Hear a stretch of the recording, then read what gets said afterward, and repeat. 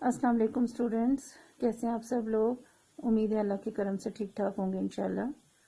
آئیے سبق کا آغاز کرتے ہیں۔ All of you open your books, page number 57۔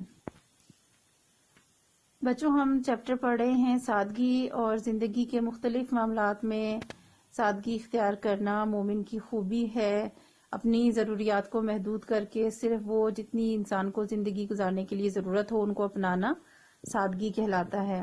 Us chapter میں ہم آپ صلی اللہ علیہ وسلم کا طرز زندگی، یعنی آپ صلی اللہ علیہ وسلم کی کس طرح سے زندگی گزارتے تھے، رہن سہن میں، رہنے میں، گھر کا کس طرح ماحول تھا، اسی طرح لباس میں سادگی جو تھی آپ صلی اللہ علیہ وسلم کی، وہ ہم پڑھ چکے ہیں۔ اب ہم غذا میں کے استعمال میں سادگی پڑھیں گے۔ آپ صلی اللہ علیہ وسلم بہت سادہ خوراک استعمال کیا کرتے تھے۔ آپ صلی اللہ علیہ وسلم اکثر جو کا ستو استعمال کرتے تھے۔ جو ہے ایک اناج ہے، جیسے گندم ہے اسی طرح سے جو ہوتا ہے، اور جو کے جو چھلکا ہوتا ہے اوپر کا فائبر، اس کو جو ہے وہ مشروب کے طور پر، شربت کے طور پر اس کو استعمال کیا جاتا ہے۔ خاص طور پہ سخت گرمی کے دنوں میں اس کا استعمال ہوتا ہے تاکہ گرمی سے جسم کو محفوظ رکھا جائے۔ ایک بار آپ صلی اللہ علیہ وسلم کو بادام کا ستو پیش ہوا تو یہ کہہ کر کھانے سے انکار کر دیا کہ یہ امراء کی غذا ہے۔ امراء امیر کی جمع ہے، یعنی کہ امیر لوگ، دولت مندوں کی غذا ہے۔ تو آپ اتنی سادگی پسند کرتے تھے اور سادہ رہا کرتے تھے کہ بہت زیادہ امیروں کی طرح آسائش بھی جو ہے وہ نہیں کیا کرتے تھے، سادہ زندگی گزارتے تھے اور سادہ چیزیں، سادہ کھانا استعمال کرتے تھے۔ سادہ کھانا کھانے سے بہت سی بیماریوں سے بچا جا سکتا ہے۔ آپ صلی اللہ علیہ وسلم نے الگ الگ کھانے کے بجائے ایک ساتھ مل کر کھانے کی تاکید کی۔ رسول اکرم صلی اللہ علیہ وسلم نے فرمایا، اس طرح ایک آدمی کا کھانا 2 آدمیوں کے لیے کافی ہوتا ہے، یعنی ایک ساتھ کھانے سے برکت ہوتی ہے، اور جب 2 لوگ مل کر کھانا کھاتے ہیں یا 2 سے زیادہ لوگ اکٹھے بیٹھ کر کھانا کھاتے ہیں تو اس سے برکت بھی ہوتی ہے، اور جو کم کھانا ہوتا ہے وہ زیادہ لوگوں کے لیے جو ہے وہ پورا ہو جاتا ہے۔ آپ صلی اللہ علیہ وسلم نے سونے اور چاندی کے برتنوں میں کھانے کو حرام قرار دیا ہے، یعنی کہ ظاہر ہے کہ اگر سونے اور چاندی کے بہت قیمتی برتنوں میں کھائیں گے تو وہ غرور اور تکبر کی علامت ہے، اور اس طرح کے جو برتن ہیں ان کو استعمال کرنا ناجائز ہے۔ آپ صلی اللہ علیہ وسلم بسم اللہ پڑھ کر کھانا شروع کرتے اور کھانے میں کبھی عیب نہیں نکالتے تھے۔ عیب کہتے ہیں نقص کو، خامی کو، یعنی بعض اوقات کھانا کھاتے ہوئے ہمیں کوئی چیز پسند نہیں آتی، ہم کہتے ہیں اس میں نمک نہیں ہے، اس میں مرچیں صحیح نہیں ہے، یا اچھا نہیں بنا، یا خراب ہو گیا ہے۔ تو اس طرح کی کوئی خامی آپ نہیں نکالا کرتے تھے، بلکہ جو اور جیسا کھانا مل جاتا تھا اللہ کا شکر کر کے کھا لیتے تھے۔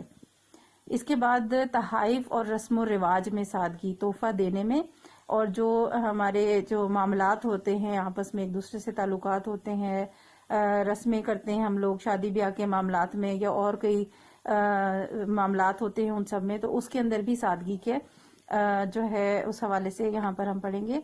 تحائف دینے سے آپس میں محبت بڑھتی ہے، ایک دوسرے کو تحفے دینے سے محبت بڑھتی ہے۔ ضروری نہیں کہ تحفے بہت قیمتی دیے جائیں، تحفہ ہمیشہ اپنی استطاعت کے مطابق دینا چاہیے۔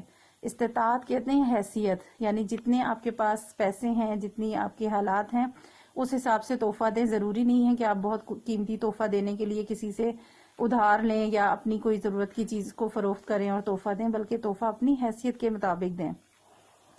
آپ صلی اللہ علیہ وسلم صحابہ کو تحائف دیا کرتے تھے زندگی کے مختلف معاملات میں۔ مسلمانوں کو فضول خرچی سے روکتے ہوئے اللہ تعالیٰ نے فرمایا، وَلَا تُبَذِّرْ تَبْذِيرًا، اور فضول خرچی سے مال نہ اڑاؤ، اِنَّ الْمُبَذِّرِينَ كَانُوا إِخْوَانَ الشَّيَاطِينَ، بے شک فضول خرچی کرنے والے شیطان کے بھائی ہیں۔ وَكَانَ الشَّيْطَانُ لِرَبِّهِ كَفُورًا، اور شیطان اپنے پروردگار کی نعمتوں کا کفران کرنے والا، یعنی کہ ناشکرا ہے۔ اللہ تعالیٰ کی جو نعمتیں ہیں اس کا ناشکرا ہے، شکر نہیں ادا کرتا۔ تو انسانوں کو بھی کبھی فضول خرچی نہیں کرنی چاہیے اور شیطان کے طرح عمل نہیں کرنا چاہیے۔